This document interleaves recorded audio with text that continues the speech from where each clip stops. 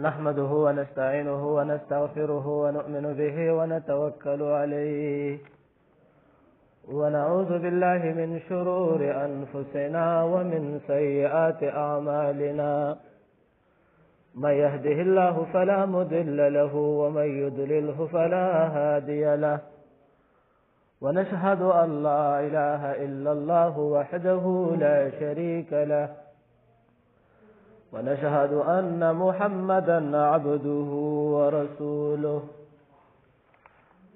أعوذ بالله من الشيطان الرجيم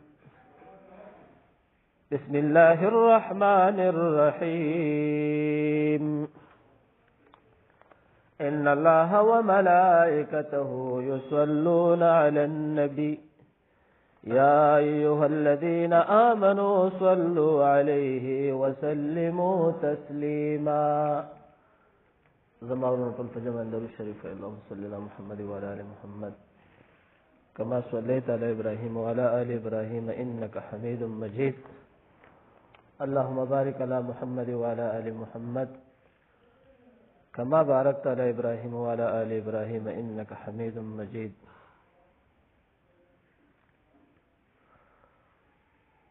ما تاسو ته د سیرت په باب کې بیان شروع کړو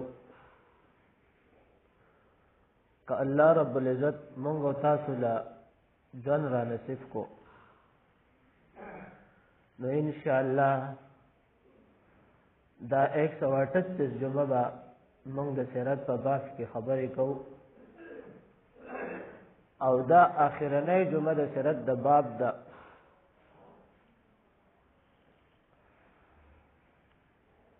الله رب العزت مونږ او تاسو له د نبی صلی الله علیه وسلم د سنتو د اتباع زندگی توفیق را نصیب کړي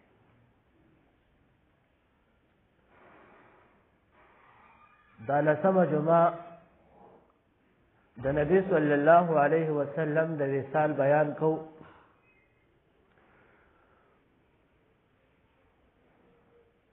تیر شوی جمعه المبارک په ورځ باندې ما تاسو ته د نبی صلی الله علیه وسلم مبارکه د قبر سادگی بیان کړه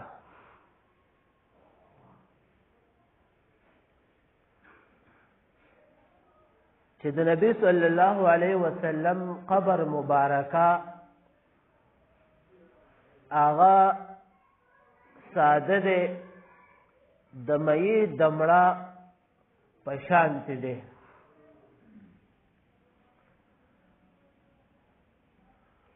د هغه سره دفن د حضرت ابوبکر رضی الله تعالی عنه قبر مبارکه هم ساده ده د هغه سره ګس طرف ته د حضرت عمر فاروق رضی الله تعالی عنه قبر مبارکه هم ساده ده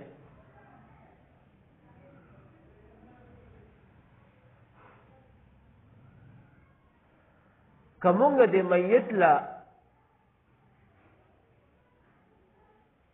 دا قبر د سرو زرو جوړ کو او نقش نگار په اوخه جو اون دې مړی ته اس پیدا نه رسیږي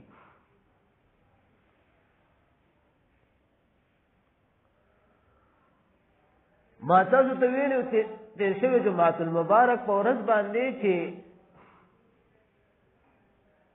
بهترین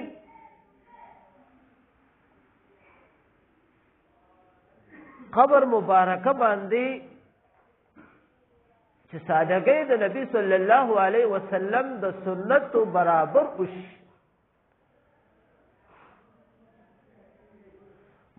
میت ته په دې باندې ثواب ملاويږي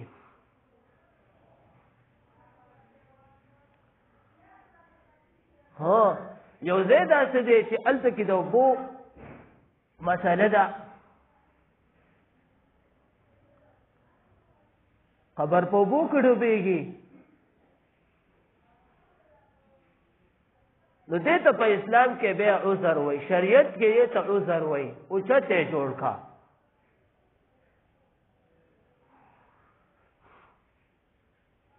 تا سوچ دا وی چې یاره زما دا نشانه د میت دا بقا پاتې شي اوچته جوړ کا خیسته جوړ کا دې ته شریعت کې یو عذر وای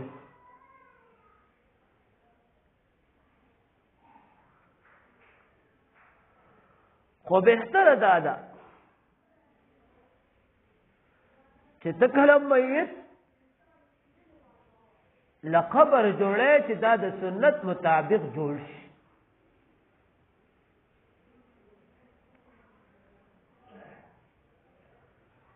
زمونږ په دې معاشره کې یو غریب طبقه ده یو مالداره طبقه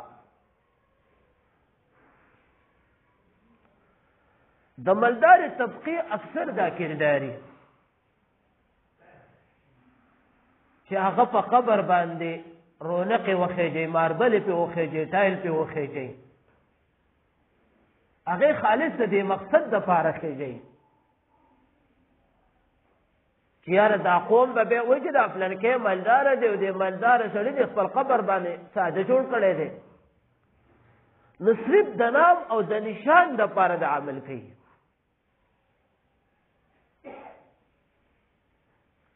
دې ته په شریعت کې اسراف وایي او شریعت اسراف نه خوښوي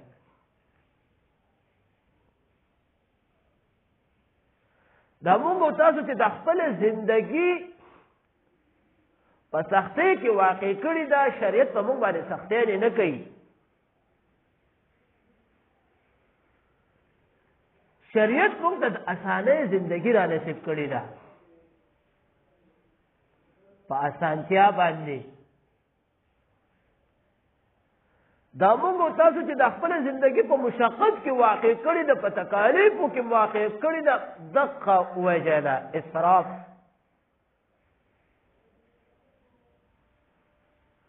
رسم او رواج قوم بسوي خلق بسوي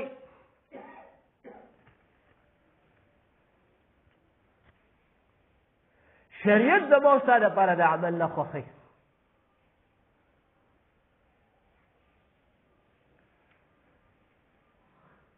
تاسو د ما په تیر شوی جماعت المبارک ورس کې خبره وکړه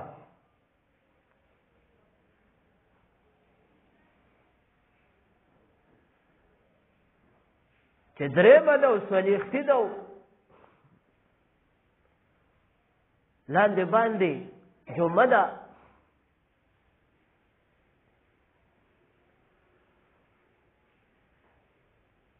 دا پسې کې کچره دا ته د شریعت جز غړي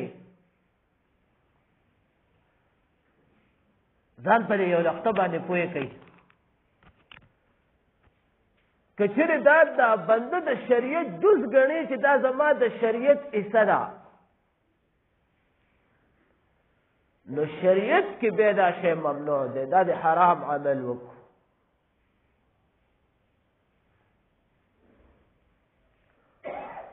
او که د رسم او د رواج په مزاج باندې کې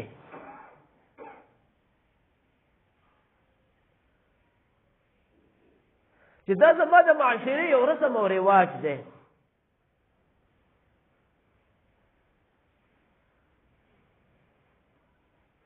د شریعت اسې نه ګڼي او دا ورځې ولې تعین کې بیا هم دا ګناه ده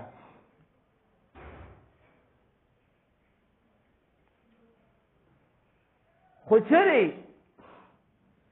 ورځې تعین نه کې خپل والدینو پسې ورور پسې خاندان اجداد رشتہ دارو پسې خیرات کې د دې شریعت ته اجازت درکړي وکا د دې میت ته فایده رسیږي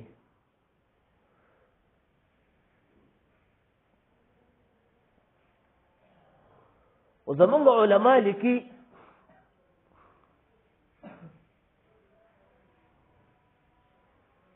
یو څو عمل دي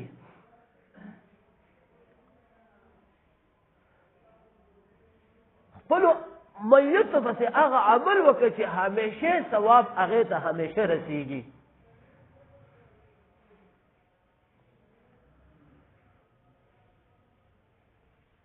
چې هغه عمل ستا په زندګۍ کې همیشه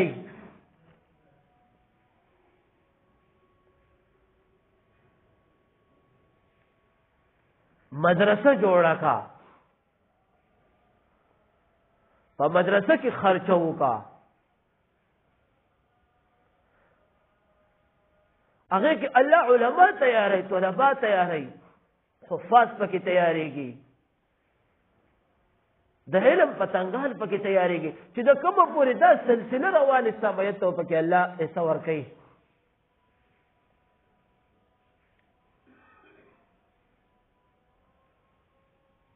په مسجد کې خپل وس مطابق امداد وکا، لار کې خرچه وکا، هغه عمل وکا چې هغه همیشه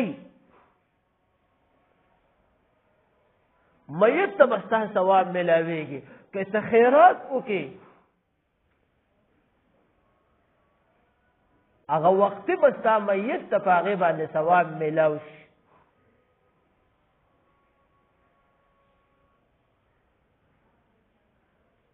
خو چې هغه ختم شو دا ټول وختي ثوابونه دي. بیا نو هغه عمل وکا چې هغه ستا د میت لپاره همیشه په هغې کې ثوابونه میلاویږي.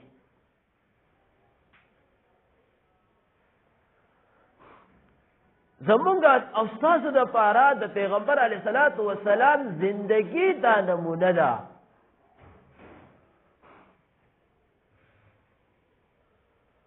دا انګلیس کې ورته ماډل وایي.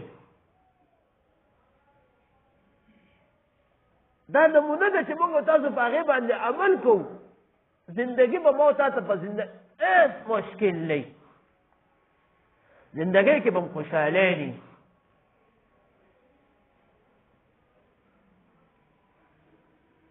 او د دې یو اسانه طریقه م درته ښیم. زمونږ دا بعضې حساب کتاب د زنانو ډېر مشکل کړی.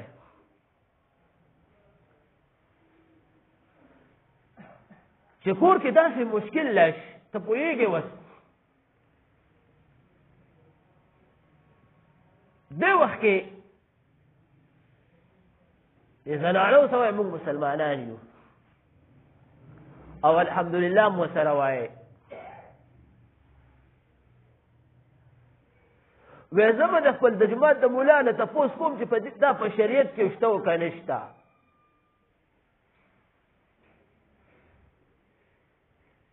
که چېرې په شریعت کې وی ملا نه تپوس کوم که وی لبیک یم ورته تیار یم ورته او که نه نو زه چې عمل کوم به د خپل میت پسې چې زما میت ته ثواب ورسېږي.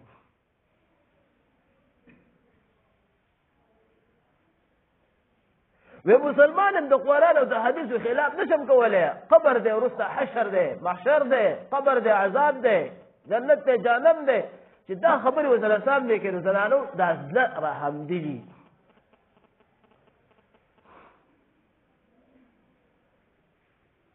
زنانو په دې زړونو کې ډارنام دي. نو انشاءالله امید دی چې زندګي په مشکل کې نه واقع کېږي.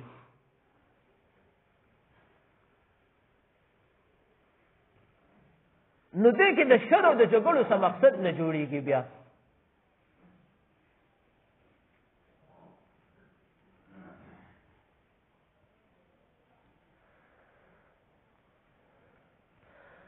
دا زموږ ستاسو د نبي صلی الله علیه وسلم د دنیا نه د وصال د زندګۍ عمل. حضرت ابو بکر رضی الله تعالی عنہ په دې وخت کې خلیفه و.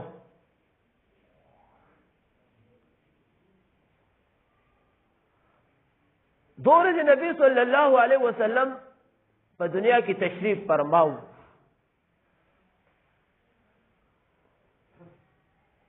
چې کله وصال وش اخرنه جنازه په حضرت ابو بکر رضی الله تعالی عنہ ورلو او جنازه په وکړه.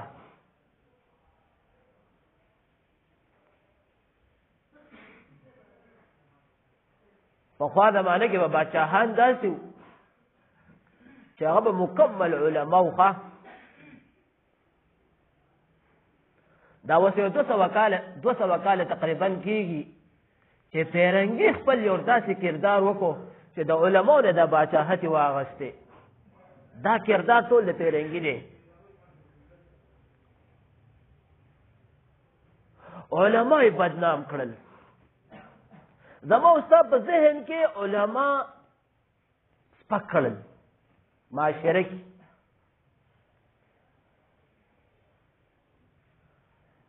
اوس هم د پیرنګي یو کردار شروع دی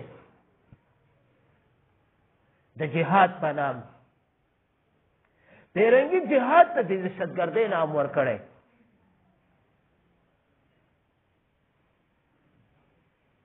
مجاهدینو ته اکثر دهشتګرد وایي.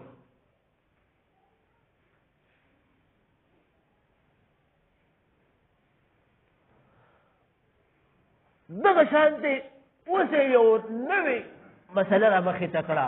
اوس یو بله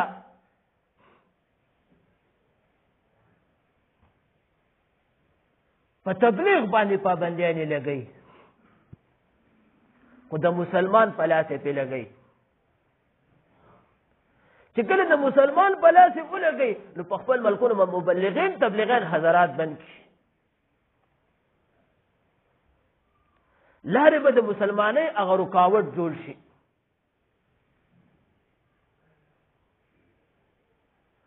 نو پیرنګي په هر وخت کې خپل یو کردار کوي.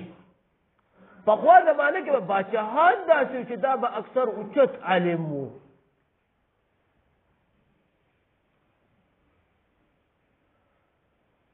هغه به چې کله میت په وشو د اختر مونځ به هغه په خپله پړاوه و. د میت جنازې به هغې په خپله کولې، امامت به ادا کوو. استسقا مونځ به هغه کوو، میدان ته به راوتو، قوم به راوستو.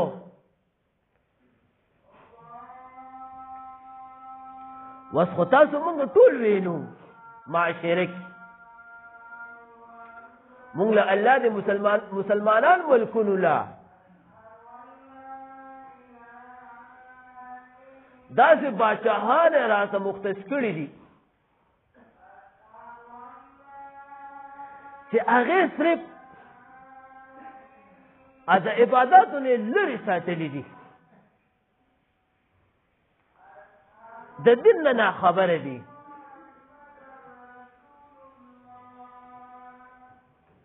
او پیرنګي یو خپل د مذهبیت سره هم یو کردار کړی دی.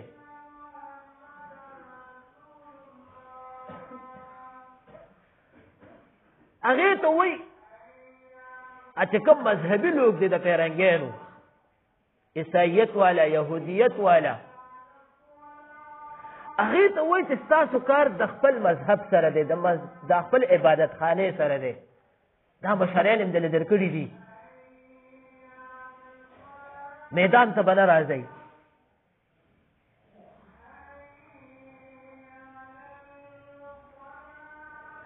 او زمونږ د مسلمانانو په ذهنونو کې دا خبره اچولې ده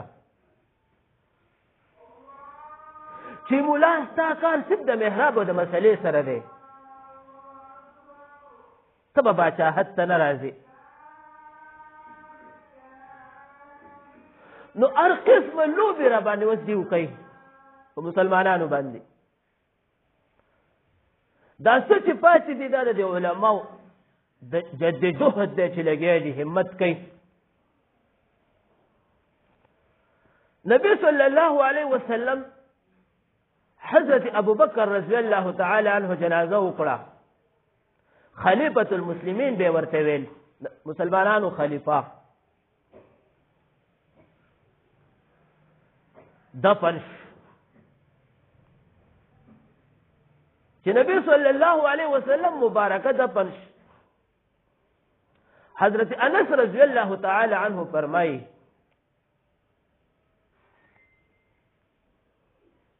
وزه واپسې کې را روانو ما بیلچې مې چې دا مې راغستې وې. حضرت فاطمه رضی الله تعالی عنها په لاره کې ولاړه وه. وی راته فرمایي چې یا انس تاسو دا زمین خوښه ګڼله چې تاسو په سردار دو جهان باندې خاورې ور واړولې.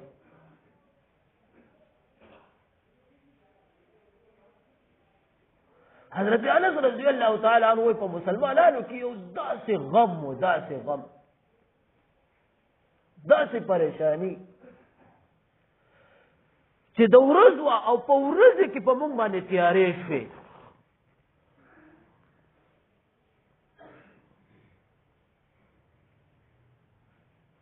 په مسلمانانو باندې د ورځې تیارې شوې. رڼا رانه لاړه.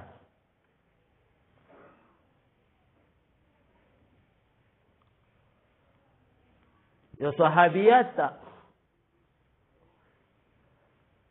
هغې خپلې سترګې ړندې کړې. وایي چې په دې سترګو باندې ما ته سردار د جهان نه ښکاري، زه په دې سترګو کوم څه.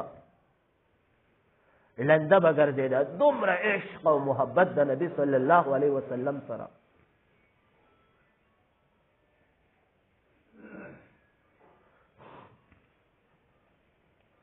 صحابه فرمایي روایت دي سیرت مصطفی کاندهلوی لیکي وی چې کوم صحابه بارو او چې مدینې ته براله او خبر بش جړاګانې به نه راټولې دي. دومره پریشان بو. یو صحابي دی اغرالو نبی صلی الله علیه وسلم قبر مبارکه له زاد حضرت عائشہ امهات المؤمنین رضی الله تعالی عنها په کمره کې دفن. اجازه ته طلب د نبی صلی الله علیه وسلم مبارکه په قبر باندې د بر سم لستو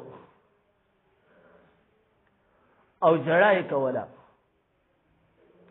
او دا د قران کریم د آیات مبارکه به ویل ولو انهم اذ ظلموا انفسهم جاءوك فاستغفروا الله واستغفر لهم الرسول لوجدوا الله توابا رحيما. و اے دا الله رسولا مونږ چې په دنیا کې په ځان ظلم وکړو، ګناه برانه وشوه، تاله برالو جړا فریاد هم درته وکړو، تا برانه د الله نه استغفار او توبه وویستله، الله به معاف کړو. اوس په چاله ځو.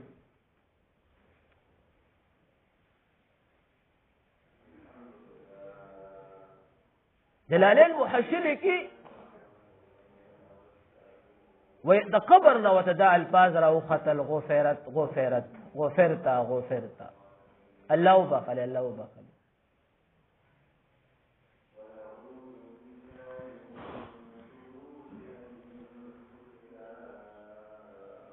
دا د نبی صلی الله علیه وسلم مبارکه د سیرت تاریخو چې ما تاسو ته بیان کو. بهترین انسان په دنیا کې هغه دی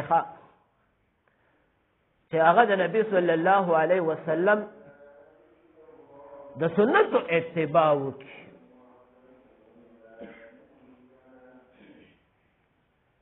ورځ په قیامت په ما او تا ټول مسلمانان په حوض کوثر باندې نبی صلی الله علیه وسلم سره ملاقات کو. هر مسلمان به ورځ په قیامت د نبی صلی الله علیه وسلم سره ملاقات کیږي. چاته اتباع نه کړي د نبی صلی الله علیه وسلم د سنت پسې مسخره کړي، فرشته به تی شړي. نبی صلی الله علیه وسلم به شکایت وکړي چې ما خپل امت را پرې دی. فرشته به ورته وایي یا رسول الله مبارک د هغه مسلمانو چې ستا د سنتو اتباع نه ده کړې، ستا په سنتو پسې مسخرې کړي دي.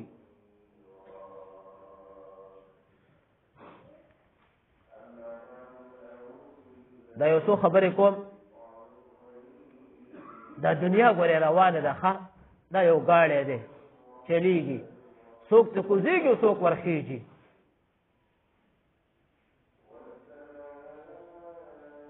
د دنیا کې مخکې زما استاد کو پلار ټول وو ما او تا نو اوس هغه نشته ما او تا ولا راغلی یو ما او تا ته روان نور به ولا راځي د دې مثال دی وګاړي دی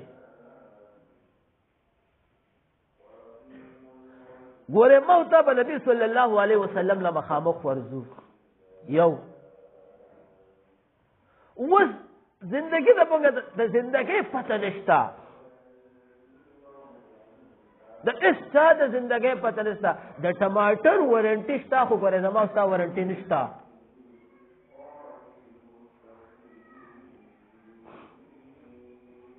دی قبر ته ور روان یو دی الله له ور روان یو معاملات پټي ظاهر باندې موت اته څه ښکاري بهترینه زندگی ګوره هغه ده دی هغه نه ختمېدو والا زندگی ده او دا زندگی ختمېدو والا ده که په پریشانی کې هم دې ختمېدو والا ده که په خوشحالۍ کې هم دې ختمېدو والا ده که په نعمتونو کې هم دې ختمېدو والا ده او که په غم کې هم ختمېدو والا ده او هغه زندگی بالکل نه ختمېږي هلته به دا انسان همیشه نن موتاله الله مو قدر کړی دا موقع را کړی دا درېمه سپاره کې اخرانه کې الله فرمایي